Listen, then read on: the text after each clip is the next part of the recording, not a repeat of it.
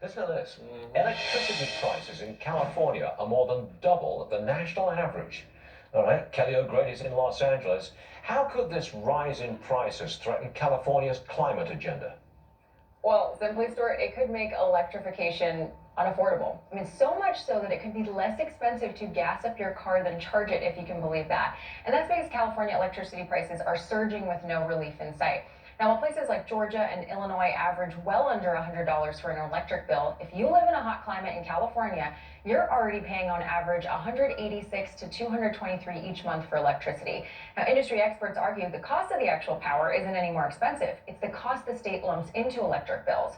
Consumers subsidize everything from wildfire prevention and renewable tech to low-income customers, and extra costs that have driven up prices as much as 48% at some companies since 2013. And some economists predict it's only going to get worse. According to a recent study, in the next 10 years, bills could rise as much as 35% in Southern California. Wildfires are increasing, and utility companies are also passing on the cost of installing EV charging stations. And I mentioned it could be more expensive to charge your car than fill up at the pump. Before gas hit $6 and $7 a gallon here, in some places it already was. Before the price of gasoline rose over the last 6 months, in many parts of California, it was actually more expensive to fuel your car with electricity. I have friends who have hybrid plug-ins where you can run on electricity or gasoline, who basically never plugged them in and just bought gasoline because it was cheaper to run them on gasoline. So the left is pushing for electrification as a solution to the energy crisis, but has no plan in sight to address these affordability challenges. And Stuart, today it's expected to be 95 degrees here, so it's kind of hard not to run your AC, right? Yeah, run that thing. Get that temperature down. All right, Kelly, thanks very much. Los Angeles County has banned official travel to Florida because of Florida's parental rights and education bill. Look who's here, Steve Hilton. All right, I've been saying this all week. Florida is the future of the country. California is the past. You with me on this?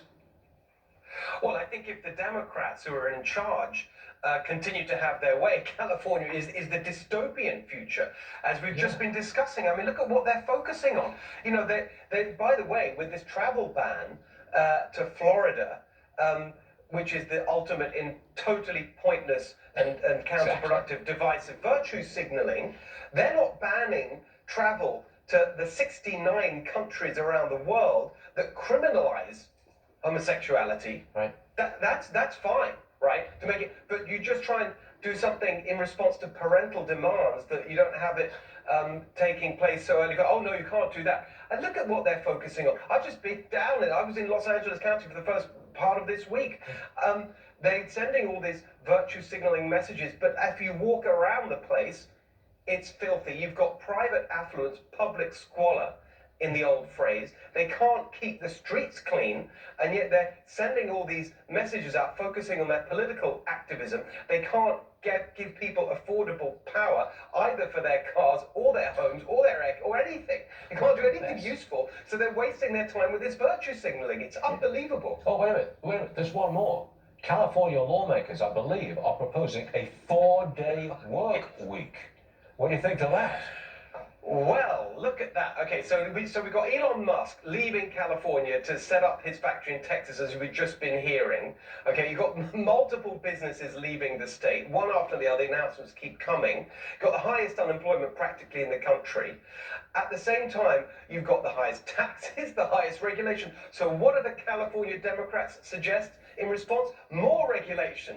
More regulation on top of what we've already got. It is completely insane. They're trying to turn, this reminds me of back in the day in the UK when we were trying to fight off the EU's working time directive, which was a directive from Brussels that would limit the time that you could spend. 48 hours, they said. The EU, that was the proposal we were trying to fight off in the UK. This proposal is 32 hours. 32 hours a week. It's just mind-boggling. It seems like every week we talk to you and there's always this exasperation about what